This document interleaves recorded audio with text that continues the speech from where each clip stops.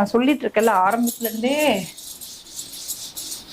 சந்திரன் பார்த்தோம், இப்போ வந்து செவ்வாய். சரிங்களா?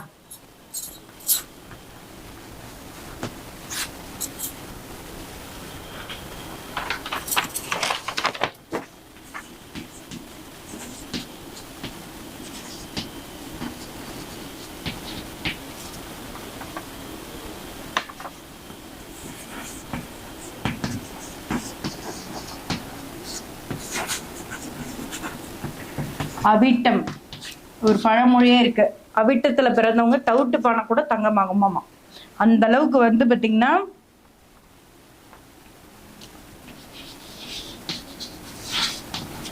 கருங்காலி. சரிங்களா? இந்த கருங்காலி மரம் தான் வந்து மிருகசிரிஷத்தோட விருட்ச மரம்.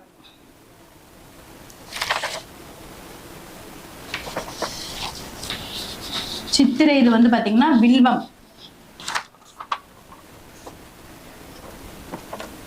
அவிட்டது வந்து பாத்தீங்கன்னா வன்னி மரம். இதுதான் உங்களோட விருட்ச மரம். இது இந்த சித்தர் இதுலயும் வைக்கலாம், அல்லது இல்லைன்னா உங்களோட ஊர்ல உங்களோட வீட்டு பக்கத்துல ஏதாவது ஒரு பகுதி இந்த மரம் வந்து நல்ல விருட்சம் வந்து நல்லா வளரணும்.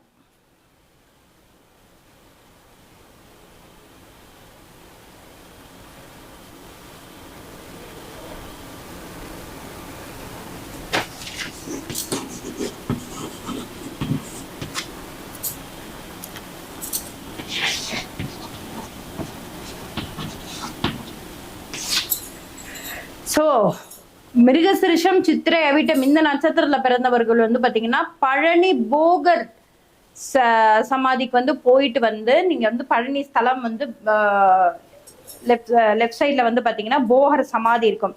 அந்த போகர் சமாதிக்கு நிச்சயமா வந்து ஆண்டுக்கு ஒரு முறையோ அல்லது இருமுறையோ போயிட்டு வரும்போது உங்களோட ராசி கட்டத்துல என்ன மாதிரியான ஒரு விஷயங்கள் நடந்தாலும் இந்த நட்சத்திரத்துக்காரங்களோடது இந்த போகர் சமாதியில போய் வழிபடும் போது பெரிய பெரிய இது வந்து ரீசெண்டா கூட ஒருத்தர் வந்து பாத்தீங்கன்னா அவிட்டத்துல வந்து பிறந்தவர். சரிங்களா? ஸோ அவருக்கு ஒரு விஷயம் வந்து ரொம்ப நாளா நியர்லி வந்து ஒரு 10 இயர்ஸா நடக்காம இருந்தது. இப்ப ரீசெண்டா ஒரு 2 months முன்னாடிதான் வந்து போயிட்டு வந்தாரு. போன வாரம் தான் ஃபோன் பண்ணி சொன்னார், மேடம் நான் என்னால் நம்பவே முடியல, 10 வருஷமா நான் கஷ்டப்பட்டுட்டு இருக்கேன் இந்த ஒரு பிரச்சனைனால, எப்படி மேடம் இதை நீங்க எப்படி கரெக்டா வந்து போக சொன்னீங்க? போய் 2 வாரம் தாங்க, இப்பதாங்க ரீசெண்டா. சரிங்களா? ஸோ இந்த மாதிரியான ஒரு மிராக்கல்ஸ்லாம் ஏற்படுத்துற இடம் தான் இந்த ஸ்தலம். ஸோ நான் சொல்றதெல்லாம் வந்து அத்தனை விஷயங்கள் ஆய்வுகள் செய்து நான் உங்களுக்கு வந்து கொடுத்துட்டு இருக்கேன். ஸோ கரெக்டா எல்லாரும் யூஸ் பண்ணிக்கோங்க. சும்மா கிண்டல் பேசுறவங்க பேசட்டும், சும்மா ஏதோ ஒண்ணு நினைக்கிறவங்க நினைக்கிட்டோம். சரிங்களா? அதெல்லாம் நம்ம வந்து கவலையப்படக்கூடாது. நம்ம கரெக்டா இருக்குமா, நம்ம கரெக்டான ஒரு வேலை வந்து போயிட்டு இருக்குமா, அவ்வளவுதான். லோகநாத நமஸ்காரம், நல்லா இருக்கீங்களா?